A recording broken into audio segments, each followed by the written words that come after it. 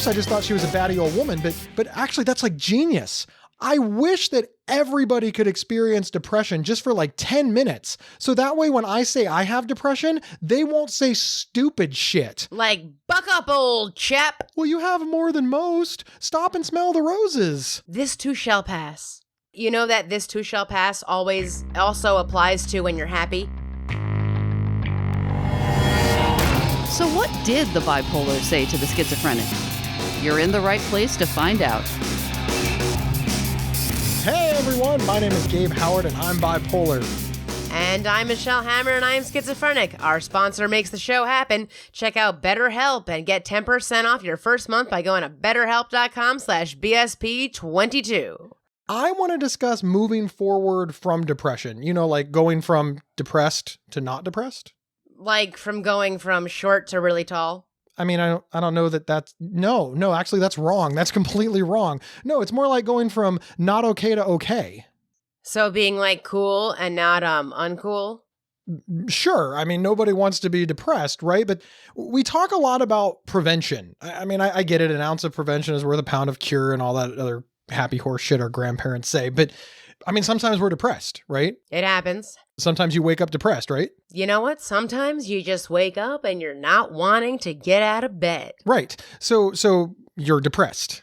Yes. Okay. And obviously you don't want to be depressed. So you need to go from depressed to not depressed. Depressed to not depressed. First off, there's nothing wrong with being depressed. I really hate maybe sometimes in our community where everybody's like, do the following things and you won't get depression. Stop and smell the roses. Do self-care. I love self-care. Self-care is so vitally important. But why don't we ever talk about, okay, despite your best efforts, you're depressed. Now let's not be depressed. Well, Gabe, don't you know that it's okay not to be okay? Clearly, in America, we think this because we walk past homeless people all the frickin' time. That is, I don't think that means what people think it means. It's okay not to be okay. You're right. The world doesn't give a shit about you. I think that is the dumbest phrase. It's okay not to be okay is the dumbest phrase because if you're not okay, how long can you be not okay for? You need to be okay. And if it's okay not to be okay, then it's not okay. Well, eventually you die. How long are you not okay? Let's pretend for a minute that phrase means what people think it means. It's okay not to be okay. You're right. It is okay not to be okay, but clearly you can't be not okay for a long period of time or you'll be really not okay or, dead. But I digress. Let's talk about ways to go from not okay to okay. Maybe that is the language that people are most comfortable with. Michelle. Drink a Diet Coke. Gabe's method of being not depressed is drink a Diet Coke. You make fun. And I know you make fun, and you and I have talked before where you make fun of like me eating a soft pretzel or getting a Diet Coke and I get it. I'd mock me too. It sounds really stupid, but that is some of the ways that I get undepressed because when I'm depressed, I want to sit at home. Like you said, I don't want to get out of bed.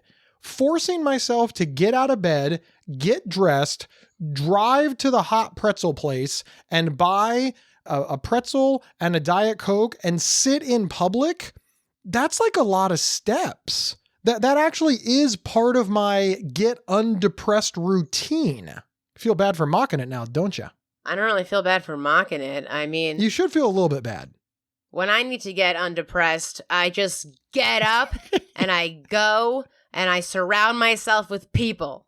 Okay, but right? So I'm trying to explain this using words that make sense to people other than us, but what I have learned, and what it sounds like you're saying, Michelle, is that giving into the depression is not a way to beat the depression. Oh, no. That we've got to take an active step. That depression, see, if it was like a teddy bear, I would just beat the living nonsense out of that teddy bear, throw it away, or just slam it against a wall and be like, F you, depression, I'm done with you. I'm going to go live my life right now. Okay, that sounds fantastic, right? Like even if you said it, I was like, yeah, but you're depressed and you can't move and you can't get out of bed and you're going to go 3 rounds with a teddy bear? No, not really. I mean, being fired from so many jobs, sometimes you don't show up to work and you never call in when you don't show up to work because you can't get out of bed because you're so depressed, but then you can't explain that to HR. Right there, Michelle. You and I have that in common. You and I have both been fired from jobs because of depression. So there's that day, right? You know you've got to get up. You're lying in bed and you're like, if I don't get out of bed and go to work, I'm not going to have a job, which means I'm not going to have money. I'm not going to have rent. I'm not going to have food. I'm not going to have vape, whatever the hell you give a shit about. But you made the choice. Or the choice was made for us. Well, we're like, hell with it. I'm getting fired today. Okay, so that gets us through day one. Day one, we decided not to get out of bed. We lose our jobs. We're fired. It was on our voicemail. It was on our answer machine. It was in our email. We got the text message, whatever. We're now unemployed. Take us to day two. What do you do on day two? Do you still lay there and say, I don't care? Well, no, then I go into work and get fired. Oh, you actually go in to get fired. See, I always got fired by voicemail. That's because you're in Ohio. Oh, in Ohio, they're allowed to fire you via voicemail, but in New York, they have to wait until your depression lifts, you come in, and then fire you in person? Apparently. What if you just stay home forever? Does that mean you can keep the job? Oh my God, Michelle, you're an idiot. If you never would have gone into work, you could have just stayed employed forever. That would have been a good thing. You'd still have a job right now. You'd be like, I haven't been there in 19 years, but they keep paying me. You'd still be on payroll at some other job because you'd be laying in bed. Whatever. Jobs suck. Jobs make me depressed. Working at an office makes me depressed. No. Yes, it does. Yes, it does. Jobs don't make you depressed. Mental illness makes you depressed. Listen. Yes. You go to college, you learn how to do your craft or whatever. But the teachers, they never tell you about sitting behind a desk for 8 hours a day and doing work while you're not wearing sweatpants. And professors also never tell you that they have the best job ever because they barely work. I would like all teachers, professors to direct their anger and outrage to info@schizophrenic.nyc. That is Michelle Hammer's personal email address. And you can tell her while explaining. It's true. What do you mean it's true? It's true. You literally make your living. Professors have the best job. Professors have the best job ever. They just teach their experience. They teach their experience to kids in college when they work, an hour? What's one class is like 2 hours. Then like a little bit later they have class. And then like the art department never had classes on Fridays ever. They didn't work on Fridays. I just want to make sure I understand this correctly, Michelle. So you're telling me that somebody with a college degree that has to leave their house and teach people from their experience has the best job in the world, is super lazy, and your job is to stay in your house, in your pajamas, not go to college, and teach people about your lived experience. It sounds like your job's easier. They make way more money than me. That's just because you suck at your job. I make more money than they do, and I don't leave my house. Well, I don't know how you got your jobs, Gabe. You know how. Screwing the boss?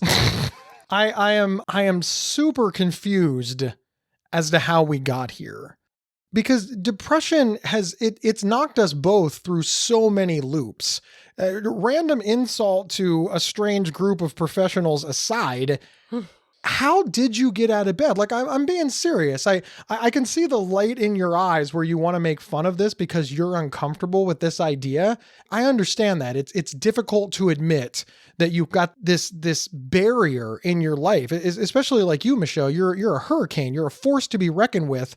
And all that can just be halted by depression to where you just lay in bed and don't want to move. And I'm literally looking at Michelle right now. She is so uncomfortable with this idea that somebody would think that she can't just beat the shit out of any problem that comes in front of her. But you can't beat the shit out of depression. How do you deal with it when it happens?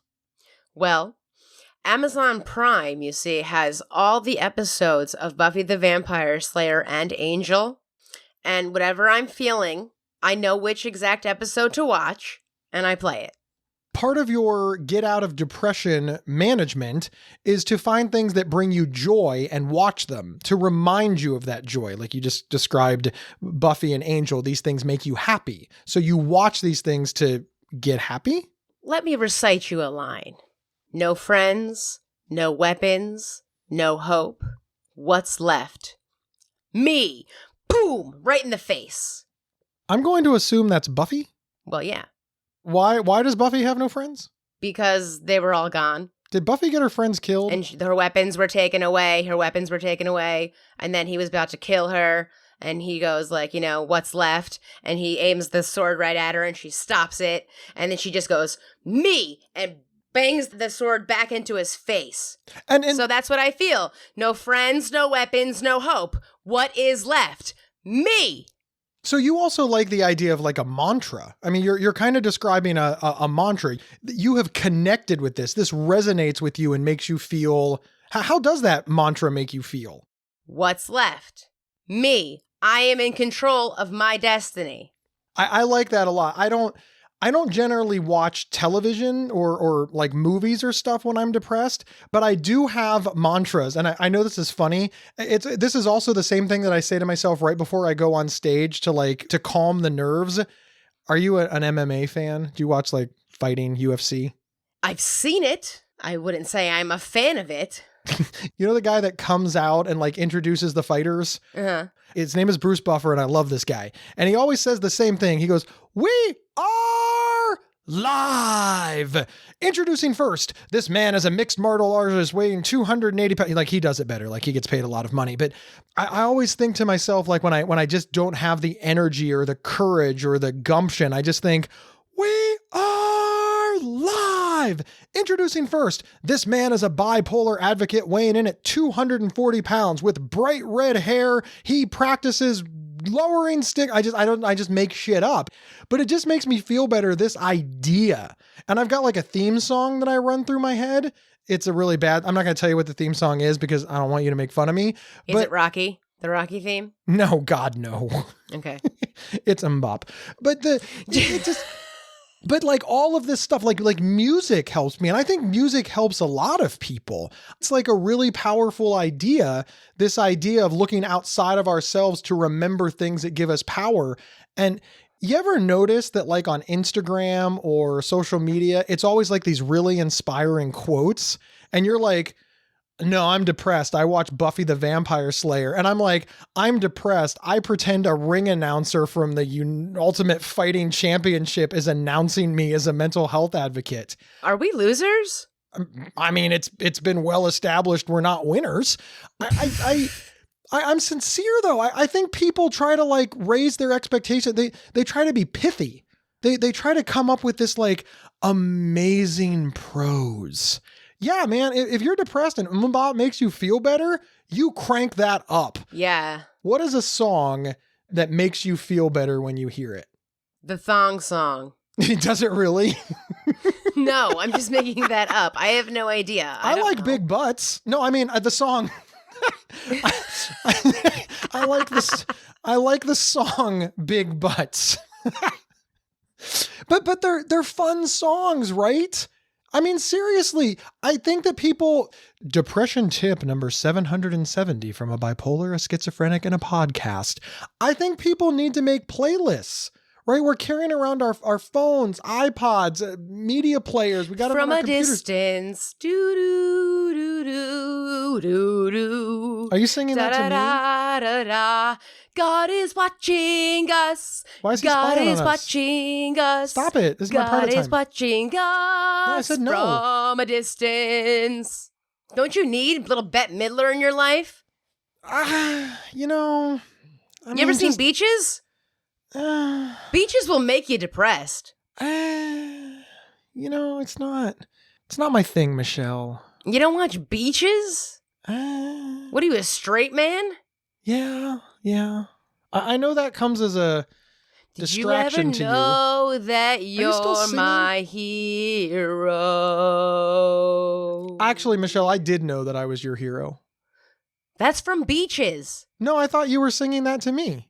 No, that's from Beaches. As fun as this has been, Michelle, I really think a solid depression management technique is when you are feeling well, when you are feeling good, think about songs that uplift you, that make you feel well, and create a playlist called like When I'm Depressed. Keep it on your phone, which we always have on us.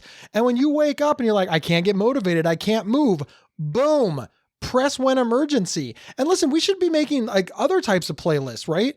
We have exercise playlists. Everybody I know who exercise has like that exercise playlist. And if you go to any sporting event, they've got that's a multi-billion-dollar industry that knows that music can change the way we feel about it. And you know when they play all those songs, like when the home team is losing, like, all right, you paid $200 to watch the team get creamed, but we know how to make you feel better about it. Are you ready for this? Or it's, who let the dogs out? Ooh, Right. who let the dogs out? Ooh.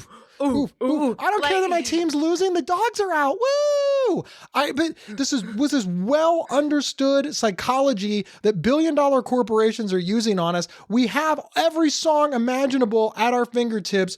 Make a playlist. I'm just gonna get my old Jock Jam CD. Oh my God. You said CD. Like the younger listeners are like, what's that? Jock Jams came on a CD. Maybe I can find a Spotify playlist that has all of those Jock Jam songs. We like to party. We like to party. We like to party. We like to party. You know, you remember, did you ever have the Jock Jam CD? I did. That's what's sad. As you said it, I was like, oh, I loved that CD. Now that's what we call Music 1. I had CD. Now that's what we call Music 3, and they're up to like, what, 78? They're up to like 150. So I think that's just a really good tip that we can use, whether it's podcasts, music, episodes, movies, whatever it is, keep a book handy. Just think to the idea of I am here and I want to move a little bit forward. So that's a fun one. Let's talk about not so fun ones, right? So many people, myself included, when I'm depressed, everything seems monumental. So it's like, I want to leave the house. Right? Okay. Well, in order to leave the house, I've got to do a whole bunch of stuff, right? I gotta take a shower. I gotta shave. I gotta get dressed. I gotta put on clothes. What is the shower and shaving you have to do before you leave the house? I do have to shower and shave before I leave the house. I never shower and shave if I have to leave the house when I'm depressed. But okay, fine. You have your rules. I have mine. There's just certain things that you have to do. We can both agree that you have to put on pants when you're depressed and you want to leave the house. But do you have to put on underwear under your pants? Look, this is a personal decision, but I believe yes. Okay. How do we feel about shoes? Do you have to wear socks in your shoe? Do you have to put a bra on? I do not have to put a bra on, but you probably should. Okay. Do I have to put makeup on? Once again, that is a personal decision. For some people, they won't leave the house unless they do. For others, they don't care.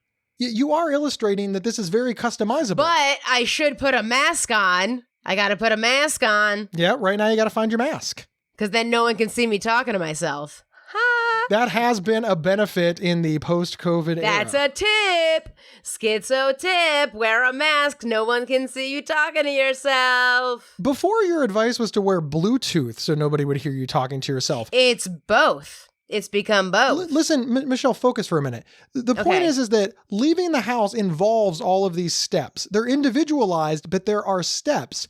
And that seems like really, really daunting when you're depressed. And many people won't leave the house because they just can't put together the string of steps that they need. I recommend this system. Get out one of those dry erase markers. And again, buy all this stuff before you're depressed. Keep it in your bathroom. Write on your bathroom mirror all of the steps. For me, as I've said, it is, get out of bed, take shower, shave, put on underwear, put on pants, find shoes, leave. And actually, the number one thing that I do is create list, right? And then so as soon as I get done with the list, I can mark off create list. That's a success. I successfully created a list of all the steps that I need to take to get out of the house. Celebrating that makes me feel better. Then I get in the shower. As soon as I get out of the shower, I scratch off, take shower. Now that's off the list. Dry off can be on the list. For you, Michelle, put on bra, makeup, whatever it is for you, write them all down. Leaving the house involves like 5, 10, 15 separate accomplishments that are all worth noting and celebrating. And those celebrations, they start to build up in you. So you really feel successful. There's a psychological benefit to accomplishing things and crossing them off lists. It's well understood. It's why we all like our DVRs, TiVos, and streaming services, because we can just keep crossing that stuff off the list and feel like we're accomplishing something even though we've sat on the couch for 48 straight hours. You make a good point. Does TiVo still exist? I own a TiVo. Oh, so it does still exist. It That's does all still I had exist. to say. Of everything you just said, that's the only thing I comprehended. You don't know what DVR and streaming services are? It's called a TiVo? No. TiVo was first. I know what TiVo is. I just didn't know TiVo still existed, Gabe, okay? TiVo does still exist.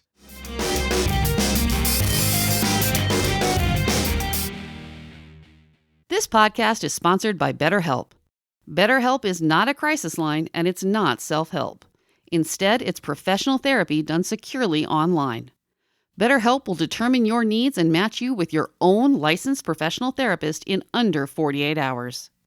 You'll get timely and thoughtful responses, plus you can schedule weekly video or phone sessions, so you won't ever have to sit in an uncomfortable waiting room, as with traditional therapy. Visit betterhelp.com/BSP22 and get 10% off your first month. Join the over 2 million people who have taken charge of their mental health. That's BetterHelp, H-E-L-P. Go to betterhelp.com/BSP22. And we are back talking about how to go from depressed to not depressed. Michelle, when you're depressed, do you compare yourself to other people? Yes. Isn't this like a thing to do when you're depressed? You just think about all the people who are doing better than you so you can make yourself feel worse? I find myself blocking people like that so I don't have to see their stuff. No. Answer the specific question, Michelle. When you are depressed, do you start comparing yourself to other people so that you can further beat yourself up? Do you say things like, well, Bob is my same age and he has a master's degree? I was doing that. And then I stopped and I started doing, I'm going to do my own thing and not care about what other people are doing because I'm doing my thing. And if I care too much about what other people are doing and if I compare myself to other people, I'm going to get depressed and I don't want to be depressed. So I'm concentrating on myself and doing my thing. I'm doing my thing and not caring about anyone else because if I do, more than just depression, I'll get angry. That happens to me more often. I'll get angry. Is that a depression symptom? How did you accomplish that though? Like, how did you cultivate this? I was getting depressed. And then I was like, you know what? What's one step? What's one thing that will make me not as depressed by seeing these certain things? Stop seeing these things in my Instagram feed, move these things so I don't have to see them, and give myself opportunities doing things with whatever, like doing this podcast or doing my YouTube, doing my Instagram, doing this, doing that, make myself busy enough that I can get over being depressed in some ways or try my best to do other things. So that's a little bit of a combo deal because what you've described could prevent depression, but you're saying that it also helps you once you're depressed. Motivation. The biggest thing that you said is you get rid of certain people or topics or things on social media. Do you find that social media, one, causes depression, but since this is a show about getting out of depression, do you find that when you're depressed, when you're on social media, it makes you more depressed? Oh, social media completely makes you depressed. What can you do to control social media so that when you're depressed, it doesn't make you more depressed? Find out what triggers you on social media and make sure it doesn't show up anymore. Like just block it, control your technology? Yes. I know that when I'm really depressed, I seek out things to make me more depressed. And I know I do it. This is a self-awareness that I've learned after years and years and years of therapy. I feel like garbage, so I want to support that by finding people who will make me feel like garbage. Do you do that? No.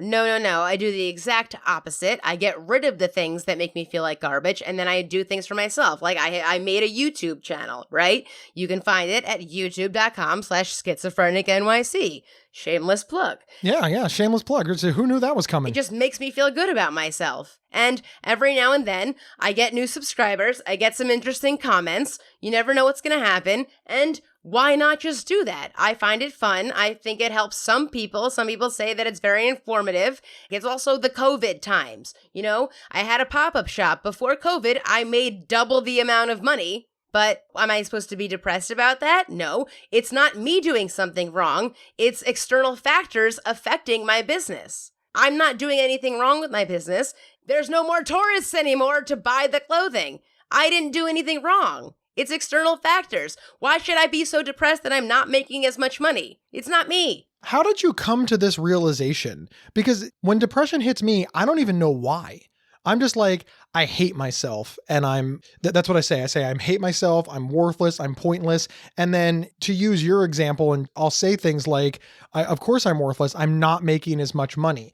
I don't have the gear when I'm depressed to do what you just did, which is to talk myself out of the fact that it's not my fault. How did you get there?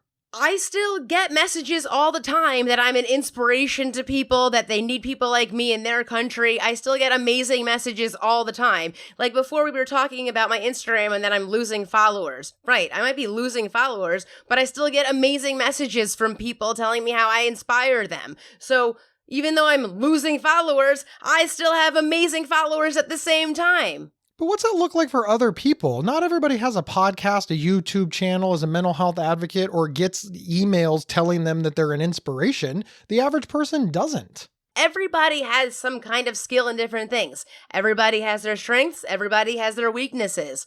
Find something you do well and that you like to do. It doesn't matter what exactly you're doing. You don't know if you're doing it right, you're doing it wrong, but do something that gives you just a little bit of joy, a little bit of whatever, and then go for it. It sounds like you're describing be your own biggest fan, like be your own biggest supporter. Yes. You just took my jumbles and made it make sense. But you're also describing a support system, right? Michelle and I, believe it or not, we are buddies. And every now and again, I will send Michelle a text and I'll say, I'm depressed. I feel like shit. Usually the F word is involved because we swear in real life. But Michelle will always write back, some version of, don't, you're the big redheaded monster. But she means it funny, right? I mean, she'll try to comfort me. I think everybody needs a friend that understands their depression. And that's not something that I had for a long time. It wasn't until I really started getting involved in like support groups. But I like that dynamic because if Michelle sends me a text message that says, I don't feel like I'm getting anywhere. That's Michelle's version of I'm depressed. I'm not accomplishing anything. I'm not making any progress. Well, I don't just write her back and say, yes, you are. Stop complaining. I write back like, well, why do you think that? What do you want to achieve? What's going on? Why do you feel bad?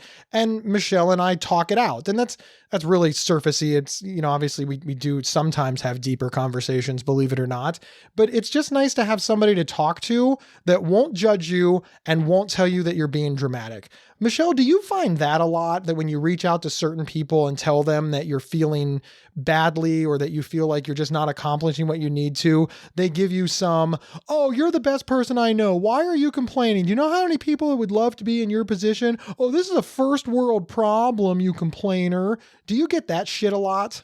I've gotten like, well, if you don't think you're good enough with how many followers you have, does that mean that I'm not worth it because I have so many less followers than you? Yeah, way to make it about you. Yeah, way to make it about you. Yeah, I asked for help, way to make it about you. So clearly, Michelle, I am assuming that the next time you're feeling like shit, you don't reach out to that person anymore. Mm-hmm. Yeah. But you found people who you can. You've got a close support group. Michelle won't admit it, but a big member of her support group is her mom.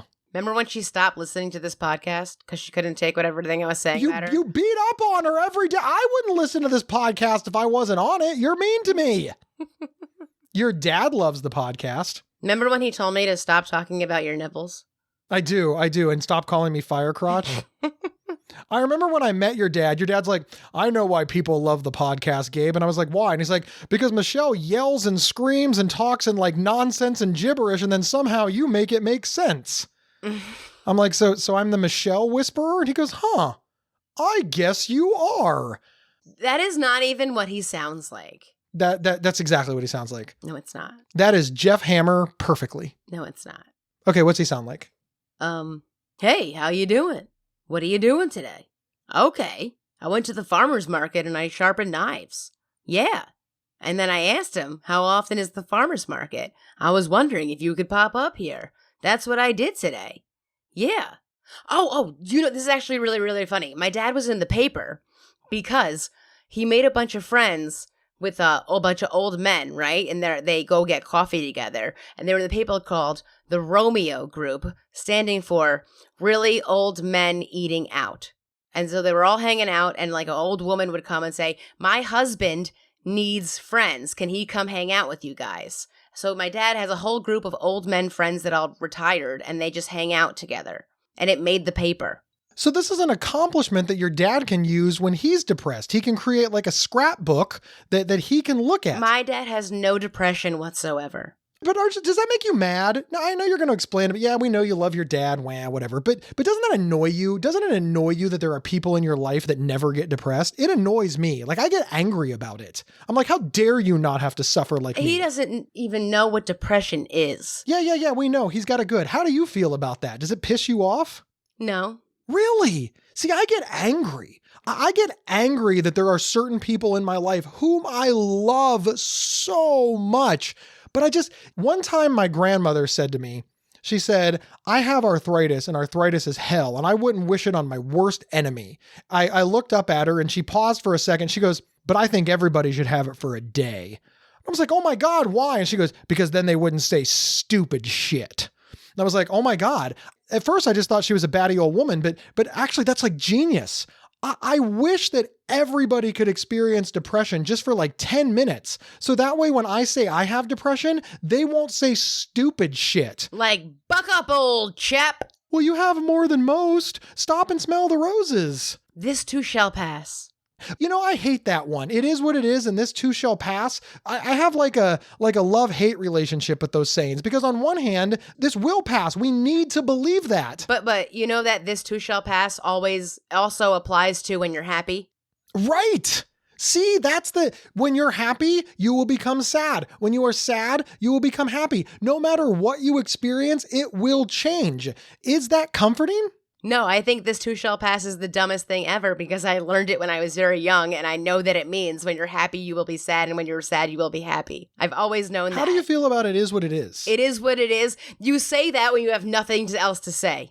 I kind of feel that way too. If you don't know what to say, if you have nothing else to say, you don't know what to say, and you can't think of anything, you just go, it is what it is. But isn't it also true? I mean, it is what it is. That's what it is. It is what it is. I don't know. It is what it is. So your issue isn't with the words. Your issue is the context behind it, which is when people say it to you, it's because they've given up. Yes. They no longer care or want to help you. They've just given up. It is what it is. That's just how it is. It is what it is. Okay, well, thanks for the solution to the problem. Like, would you prefer people do nothing but sit with you or say it is what it is? I would rather just sit with somebody, not just say, oh, it is what it is, and I'll hang up the phone. Yeah, I hate it when people feel like they have to fix it.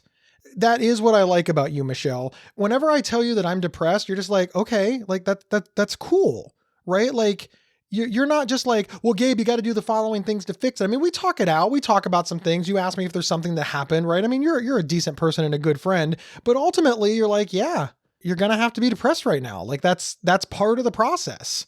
And, hope for a better tomorrow, I guess. You don't say anything stupid to me. Never once have you sent me one of those dumbass Instagram posts with like some quote written on a chalkboard with some like pretty girl, almost always like an 18-year-old white girl, like scantily clad, standing there looking all wistful. Oh, I hate that. I hate that depression has been reduced to memes to some people, that you can send some quote and people will feel better. Never in the history of time has somebody calmed down when somebody has told them to calm down. Right? So why on earth would anybody cheer up because somebody sent them a quote? Well, Gabe, it is what it is. You know what's messed up? If anybody peeps our social media right now, it's got so many of those. I've got so many quotes on my social media. It's unreal. We share quotes all the time. People like them for some reason. People do, but people like them. I share them, but as I said, I'm losing followers. So who knows? That's true. Maybe they're losing followers because you're not saying anything original. Yeah, maybe. I don't know. Who knows? Maybe they're tired of all this, pithy white girl shit. Pithy white girl nonsense. Yeah. Do you have a picture of you scantily clad standing next to them? That'll get you followers, but not the kind you want. Yeah, maybe. Scantily clad, schizophrenic OnlyFans. Did you say schizophrenic OnlyFans? That's right. That's how I'm going to start, Gabe. Schizophrenic OnlyFans. There we go. That's your big plan to beat depression. I'm going to bone a hallucination. For those who have been listening attentively the entire time and forget what the topic is going from depressed to undepressed, moving forward with depression, getting, back to normal. I know we've given you a lot of nonsense mixed in, but I think we've gotten a few solid tips in there, Michelle, but let's break it down for our listeners. We will each give one takeaway that they can use to help move forward with depression. Ladies first. You don't have to put on makeup before you leave the house if you're depressed. That's the takeaway, really? The patriarchy? Do not compare yourself to other people. You are you. You got this. You do your thing. You got it. Along those lines, celebrate small victories. So often when we're depressed, we think there's only two options, depressed or not depressed. Like, that's it. And I really, really, really think that we need to be celebrating all of the small victories along the way. Things like getting out of bed or getting dressed or taking a shower or leaving the house. We need to remember to celebrate ourselves for what we accomplish. You have been listening to A Bipolar, a Schizophrenic, and a podcast. Wherever you downloaded this episode, please subscribe or follow. It's 100% free to do so. And hey, can you do Gabe and Michelle a solid? Tell someone about this show. Word of mouth, text message. Share the show. Yeah, just share the show. And if you're interested in the first clothing line started by a schizophrenic New York chick, go to her online store at schizophrenic.nyc. And if you're interested in Gabe's book, Mental Illness as an Asshole and Other Observations, go to his website, gabehoward.com, and grab a signed copy with free swag. Michelle and I both travel nationally as speakers. You can find more information about that on our respective websites. And we want to give some love to our sponsor who allows us to do the show. Do you want to save 10% on your first month of online therapy? Check out BetterHelp by going to betterhelp.com/BSP22. We will see you next Tuesday for the final episode of season number 2. This too shall pass! You've been listening to A Bipolar, a Schizophrenic, and a Podcast, Season 2. Previous episodes can be found on your favorite podcast player or by visiting thisemotionallife.org/BSP. Have comments or show ideas? Hit up the show at bsp@thisemotionallife.org. Gabe and Michelle are not medical professionals. This podcast is not a substitute for medical advice and is for entertainment purposes only. If you need help, please call your doctor, emergency services, the National Suicide Hotline at 1-800-273-8255 or text HOME, HOME, to 741-741. Thank you for listening.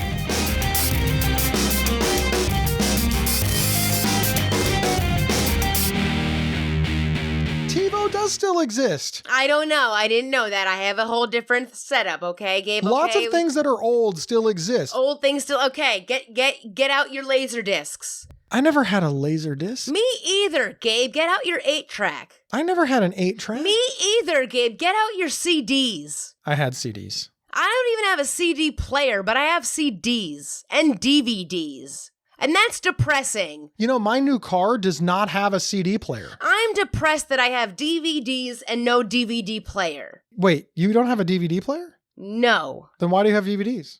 They're old. I have 5 DVDs. Does that help? It doesn't help a lot.